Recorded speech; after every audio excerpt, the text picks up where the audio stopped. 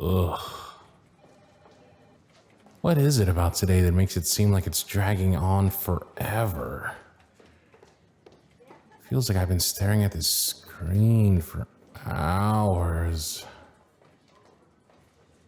Maybe it only seems that way because it's been snowing since this morning. Who knows? What time is it anyway? 2:15. Strange. She usually stops by my office around noon to inform me she's going on her lunch break. Is she still working on those files? It's never taken her this long to consolidate a few... Cardlin, cut her some slack. Your assistant or not, she's been through a lot these last few months. Speak of the devil. Yes? Good.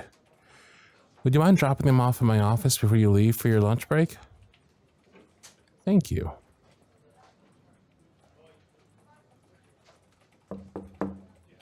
Come in. She's looking better today. The circles under her eyes are fading, and her hair isn't as unkempt as it has been this last week. It's progress, at least. I wonder how long it'll be before she's back to her cheerful, chatty self. I suppose only time will tell. Good afternoon to you, too. Go ahead and leave those on my desk. I'll look over them once I'm done with these reports. Huh. She's massaging her left hand. Did she strain it from carrying all those files? Ah. She's no longer wearing her engagement ring. Poor thing. Guess that not even someone as strong as her can keep a sinking ship from going under. May I ask you something? You had requested time off between Christmas and New Year's. Considering the circumstances, I was wondering if you're still planning to be out of town that week. I didn't hear any rumors. I noticed you weren't wearing your ring anymore, and I assumed your romantic getaway had been called off. That flinch. Must still be a sore subject. I'd best tread lightly. I don't want to kick someone while they're down.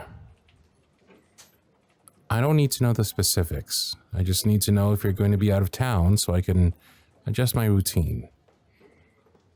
Who else will put out the fires around here while you're gone, Damn. Usually a lame joke like that would earn a giggle, but it didn't even crack a smile. Tell me once you figure it out so that I can plan accordingly. By the end of the week, if possible. You wouldn't be leaving me in a bind. I can manage things here. After all, this ex of yours was an integral part of your life for quite some time. I don't blame you if you need to go on this trip for healing and reflection. A passive shoulder shrug. Where's her determined smile? Or the playful little quips I've become accustomed to? God, her ex all but sucked the life out of her. I can hardly stand it.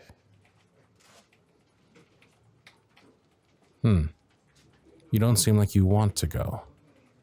Why is that?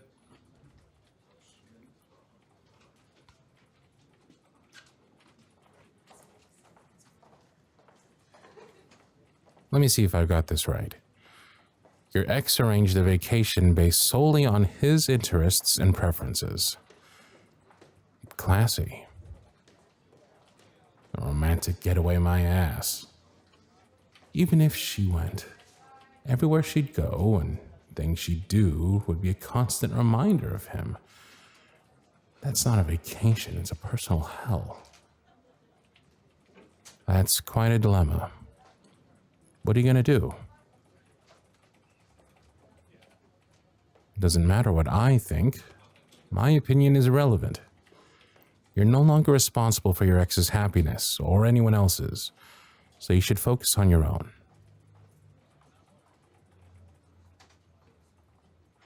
Don't overcomplicate it. If you don't want to go on this trip, then don't. You might be able to get your hotel and flight refunded if you cancel them in time. Me? No, I don't have any particular holiday plans. There is one obligatory gala that I'm going to, but it's nothing special. Speaking of, would you remind me that I need to pick up my suit from the dry cleaners after work? No. Your lunch hour is for you, not to run errands for me. Don't worry about it. I'll pick it up later. If there's nothing else to discuss, you should go on your break. Finally, a hint of a smile. I didn't realize how much I missed it. Still, I wish that there was something I could do to make that spark come back into her eyes. Is there nothing that I can do to help her? But what can I do? I'm her boss. It would be unprofessional for me to get involved in her personal life. Then again, she is my assistant. It's my responsibility to make sure she's happy. Right? Let me think. All she needs is a decent excuse to cancel her trip. Wait, before you go, I have a question for you. Would you be interested in a business opportunity? I'll explain, but would you mind closing the door first? I don't want anyone to overhear our conversation.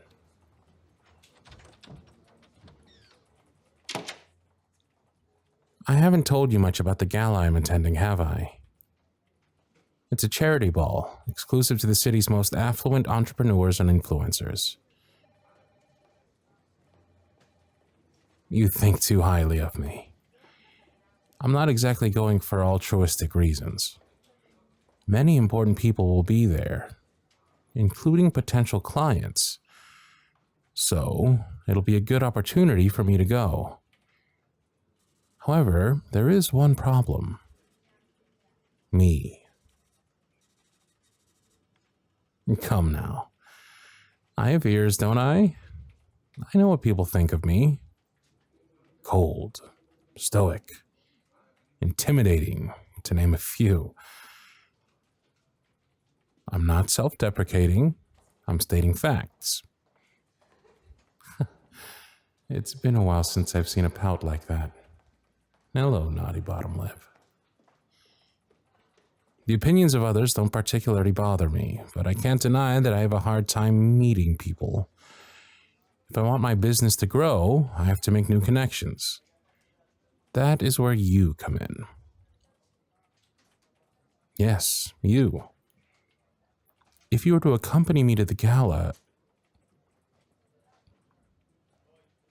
you wouldn't be arm candy, if that's what you're implying. You see, you have this way of disarming people when they first meet you. You put everyone in a state of ease, and they lower their guards around you. Trust me, it's a very good quality. By using that likable personality of yours, you'd chat with the potential clients, and then I'll... swoop? Fine, I'll swoop in at the right moment and get down to business. It'll be a daunting undertaking, but I wouldn't have suggested it to you if I thought you were unqualified. And I don't expect you to do this for free. You'll be well compensated for your time working during a federal holiday. Didn't I mention it? It's on Christmas Eve. That got her attention. If she commits, it'll mean that she'll have to stay in town. I realize this is incredibly inconvenient timing, so take a day or two to consider my offer. I know you have prior commitments, and I don't need an answer right away. Don't you want to take some time to think about it? Very well. Oh, one more thing. Take this. It's a black tie event, so go buy yourself the appropriate attire. I'm not trying to doll you up, but we need to make good first impressions. And representing the company in good fashion is a perfect way to start, wouldn't you agree? Then take the card. We'll iron out the details another time. For now, you're dismissed for the day to take care of your personal matters. Of course you do. Don't you have a trip to cancel? Go on. I'll see you tomorrow. Drive safe out there in the snow. Off she goes. I'm glad she agreed to go with me. The Gala won't undo the damage that's been done, but it'll be a good distraction for her. And if possible, I'll find some way to mend her broken heart.